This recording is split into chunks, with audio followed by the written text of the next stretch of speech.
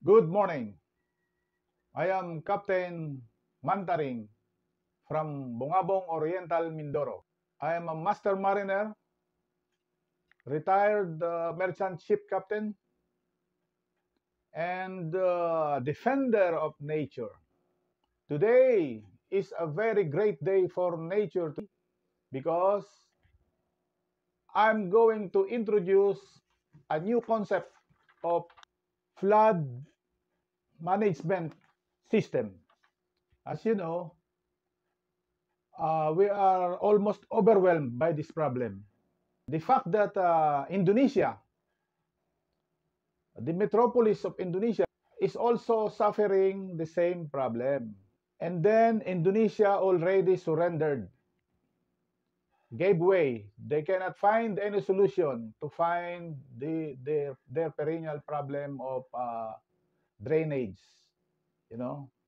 And that's the same thing in the Philippines. Our country, the Philippines, is headed in the same direction as the mainstream knowledge. There is no available hopeful solution for this problem. That's why it is our national concern, national interest to solve this problem.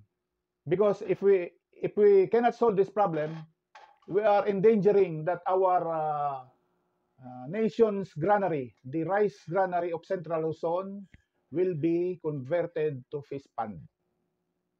Slowly, slowly, they cannot plant rice because the rice fields are waterlogged. You cannot grow rice in a waterlogged, undrainable field. So that is the, uh, the the problem there, you know. And now, uh, complicated problem, difficult problem, really needs drastic solution. You know, we have to solve the problem. We have to be critical and creative to find the options and solutions. So now I can introduce what went wrong, why we have this problem.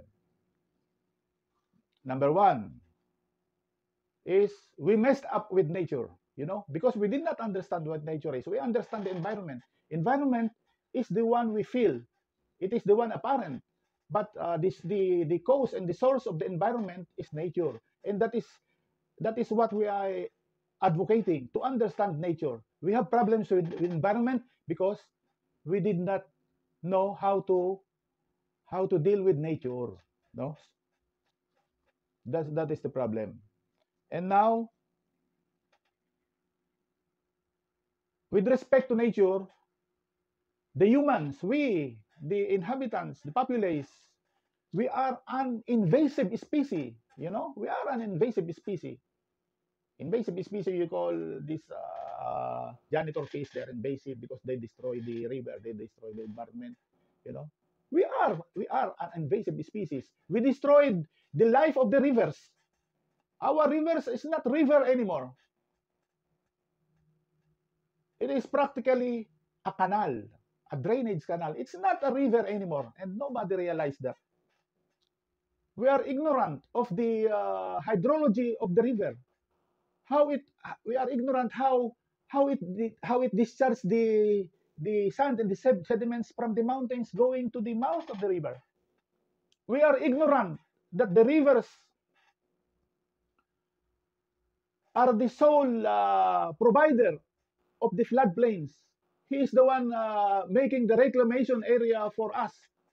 He is reclaiming the land, make it and prepare for us a flat land, a flat alluvial land to become our rice field. He is doing that for us. Now that is the nature. He is doing our the reclamation area slowly by slowly from the mountains slowly, no. But we have denied the river of its natural function, no. We have controlled the river. That is our problem. We did not realize that, no. Another one, we fail to recognize and respect the properties of nature. Yeah, that's what I'm telling. We fail to recognize. That's why our relationship with nature is very stormy because we did not deal with it correctly. Actually, we have to get along with nature, not the nature getting along with us, because the nature is is more superior to us. No, we have to get along. That's what the constitution. That is the requirement of the constitution. You know, in accordance with the rhythm and harmony of nature. No, if what we are doing is in accordance with the rhythm and harmony of nature, then we will have our life happily. I mean, conveniently. No, if we live in accordance and rhythm and harmony of nature, and that is where we failed. You know, that's why we failed. That's why this blog is rotating on that idea that we since the Spanish colonizers came to this country, they are already we are already in conflict with nature since the Spanish time up to now. No, so much of that. I can still have a lot of detailed discussions regarding this matter. You know, but I have to make it short and I have to make it direct to the point. So my recommendation, you know,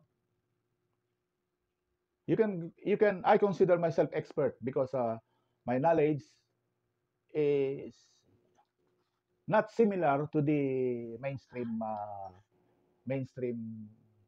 scientists and what we receive from the mainstream knowledge, you know.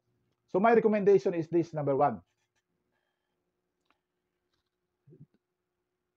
in fairness to the lawmakers of our country, we have a lot of laws regarding environment, but nature is really they never touch this nature, but that is the source of our problem, you know. So in Congress there is a House bill. It's already in the Senate. There's a House bill, respect of nature bill, you know. So that is they are specifying the rights of nature, you know.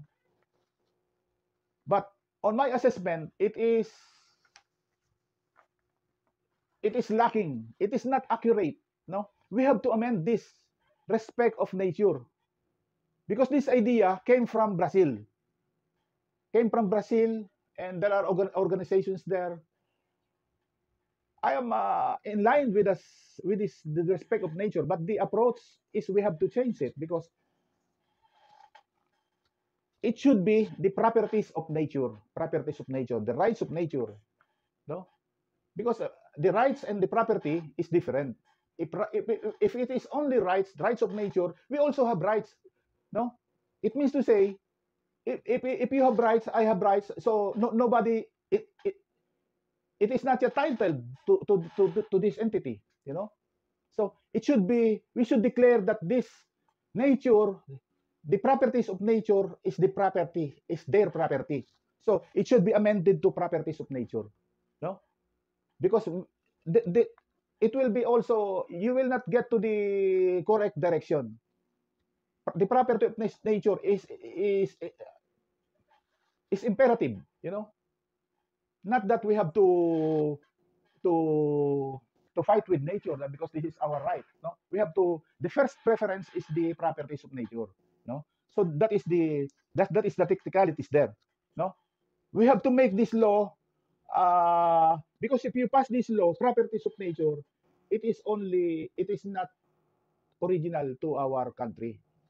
So we must amend this to properties of nature because this is, so it will not appear that we are only copying laws from other countries, no.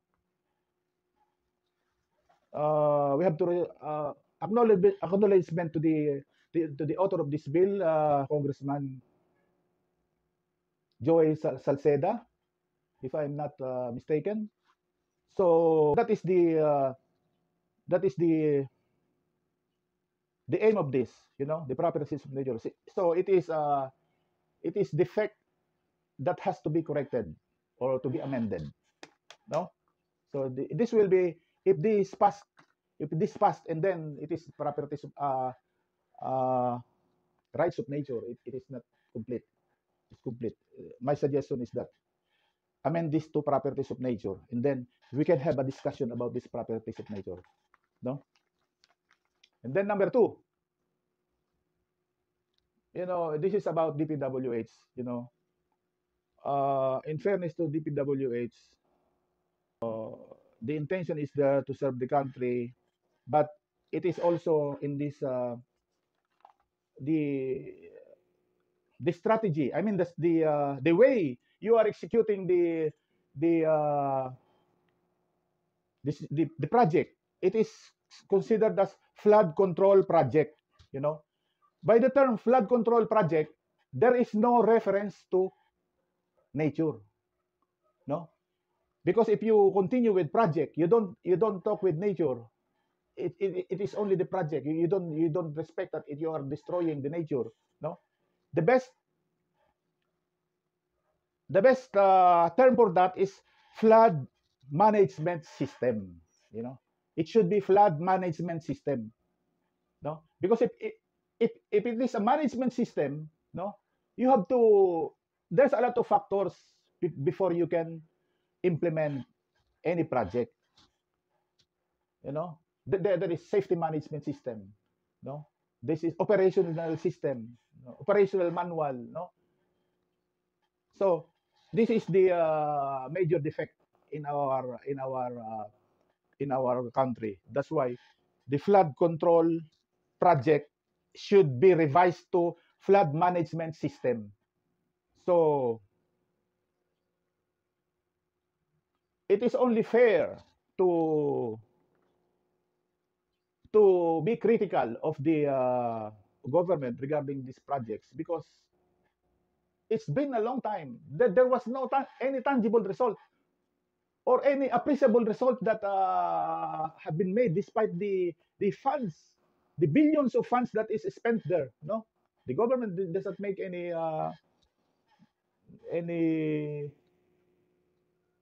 initiative.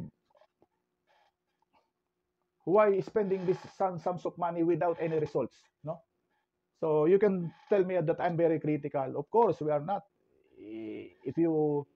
If there is a problem, then you must find what is wrong, what went wrong.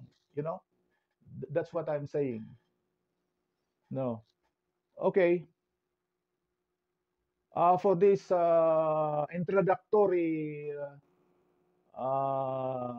video, actually this is my first time doing this video. No, so I am planning to do other detailed video regarding this flood system. Most likely, my next video will be why is it regarding the river mouth hydrology, to discuss why all of our rivers are flooding. You know, uh, so if you are interested, then you can watch my additional videos later. Thank you very much.